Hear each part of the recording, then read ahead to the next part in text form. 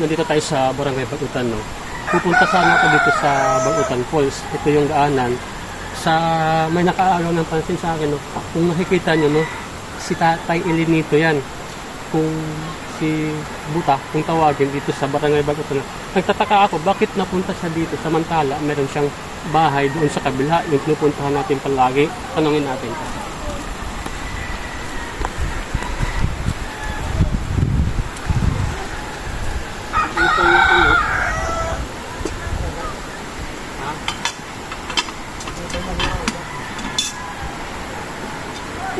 Nakilala ka akon? Ang bado. Yun naman ako. Oo, kayo sa tupa. Kayo, pero ka na di kabulan ini nga yung balay. Oo, tapos kumain. Pare ka pa mag-usa ka si Mana? Okay.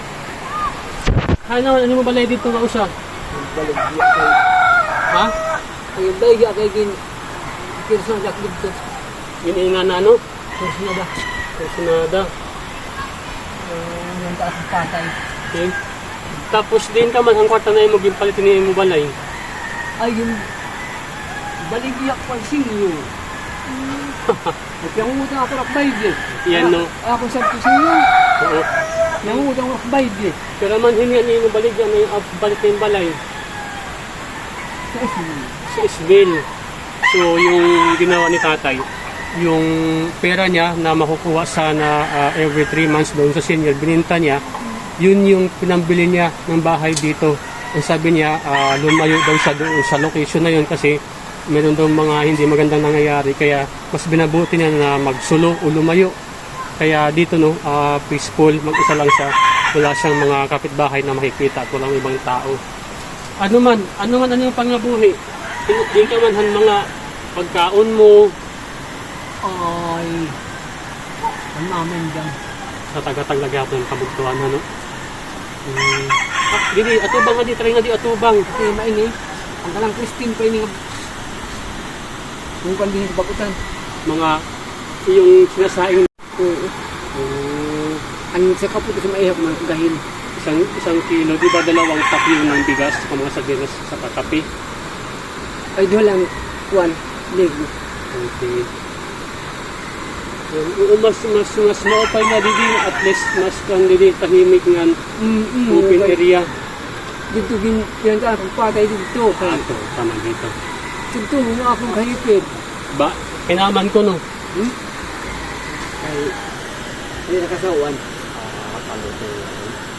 Ito yung matutong ginili. Sus! Ang talagsan na. Maya kwarta, mayak didig hapon guti, pampalit mo kuan. Ano ni? Kape. Kiraman ito. Ambot. Salamat, madam. Kayo rin. Lapit. Wala daw, kumpira ito. Ambot. Buti na ini, pagbalik na liwat lang ito, 100 lang pang kape-kape mo paghihapon at least may no? Si Tatay Elinito, no, kung alala niyo, isa sa mga palagi natin pinupuntahan dito sa Barangay Bagutan, no?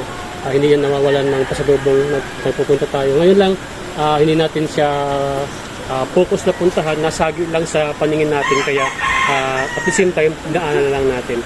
Tatay Elinito, matagal na natin itong suki sa video natin. Ito ba tapistahan? Ha?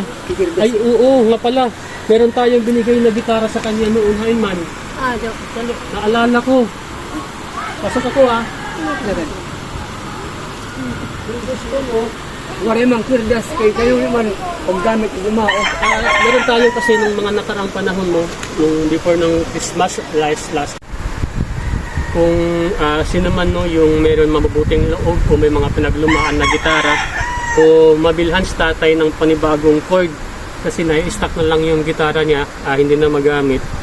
Sana sa Pasko mayroon siyang gitara para magamit niya, pangangarolin. Zero. Ha? Mga zero nga zero. Uno. Ang kailangan niya daw na chord, no, 0 at saka 1. Di ko rin naman alam yung kung ano yun. Matagal na to, siguro ko ilang years na to nung unang punta natin sa kanya, no. 2 tong bigay natin, isa dito brand new. Ito, nai-stock na, sayang.